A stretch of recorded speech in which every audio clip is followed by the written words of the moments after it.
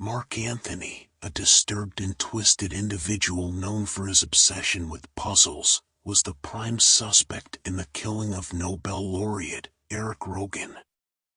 Mark's childhood was a nightmare. He grew up in a poor and violent neighborhood, where he was constantly bullied by a kid named Jake, whose father was a policeman.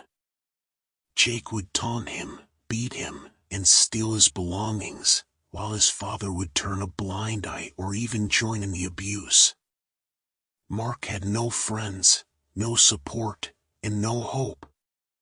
One day, when Mark was 12, he witnessed the worst tragedy of his life. His mother, who was the only person who loved him and cared for him, was shot and killed by Jake's father during a raid on their apartment. Mark was hiding under the bed, and saw everything. He saw his mother's blood splatter on the wall, he heard her scream, he felt her pain. He also saw Jake's father's smirk, he heard his laugh, he felt his hatred.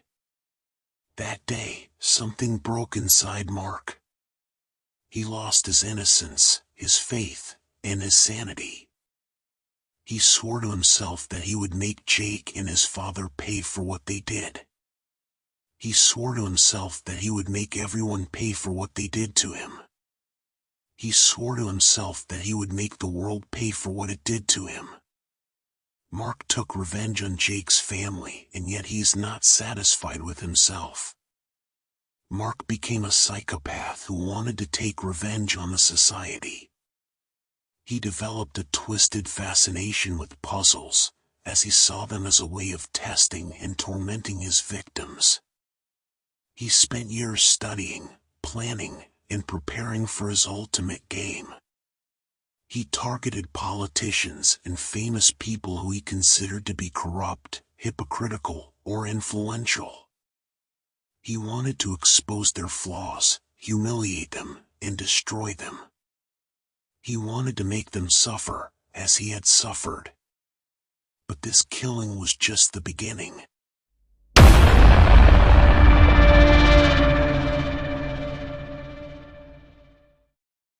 Detective Rob sat in his car, the weight of his failed life pressing down upon him. His life, once full of love and promise, had crumbled, and his family now belonged to a world that seemed forever out of reach. But it wasn't just his personal life that had come undone. Rob's career as a detective had also spiraled into darkness. No one in the department talked to him anymore. The silence was deafening. He looked at the file on his lap, the only thing that gave him a sense of purpose. It was the case of a missing girl who had vanished without a trace 2 weeks ago. Rob had been assigned to it as a last resort, after all the other detectives had given up. Later Rob found the missing girl and solved the case.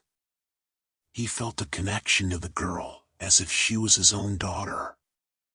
He opened the file and stared at her photo.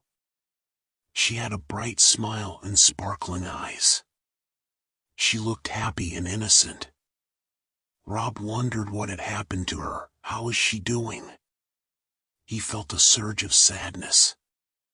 He remembered how he had tracked down the kidnapper, who had held her captive in a remote cabin in the woods.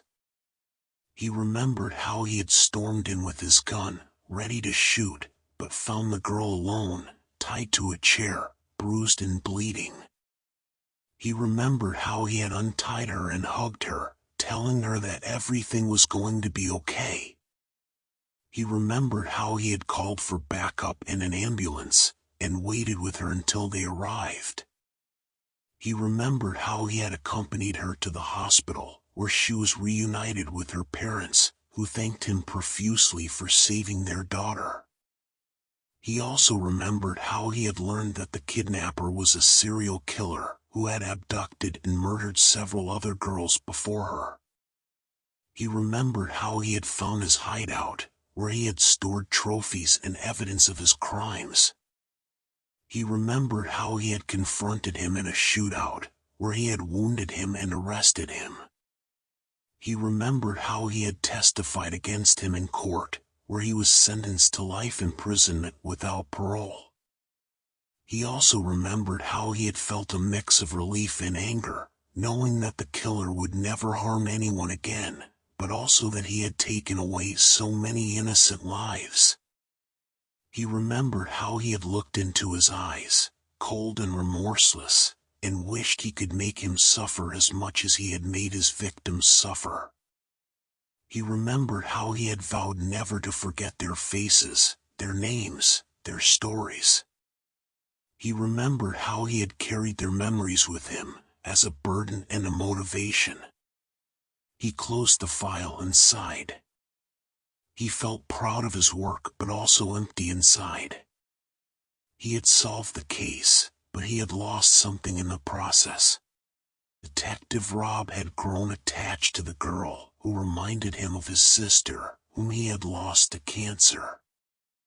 Rob was not married and had no other family. His sister had been his only close relative.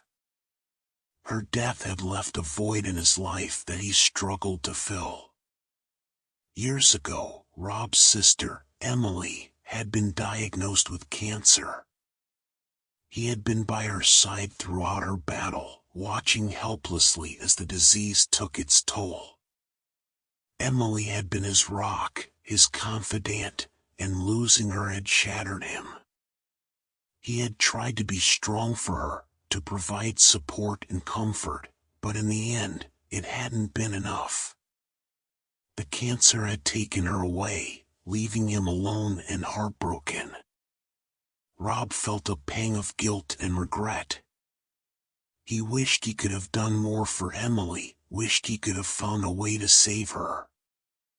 He missed her every day, her laughter, her advice, her unwavering support.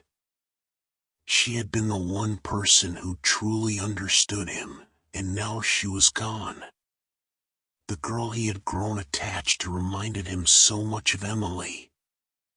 Her spirit, her resilience, her kindness, they all brought back memories of his sister. He wondered if Emily would be proud of him, if she would approve of the choices he had made since her passing. He hoped she knew how much he loved her and how deeply he missed her. Rob wished he could turn back time and have another chance to be with Emily, to make more memories with her, to tell her how much she meant to him. He wished he could be a better man, one who could honor her memory by living a life she would be proud of. As he contemplated his next move, a cryptic message flashed across his cell phone screen. 5 hours, 5 VIPs, 5 murders. Find me, Mark Anthony. Rob's heart skipped a beat. Was it a prank? Or perhaps a sick joke? In his line of work, he had seen his fair share of oddities, but this message struck a nerve.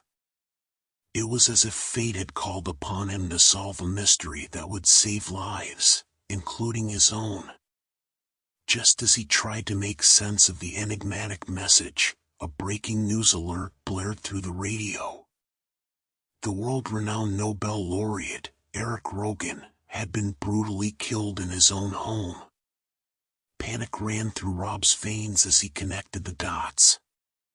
The message, the timing, everything pointed to a dangerous killer on the loose.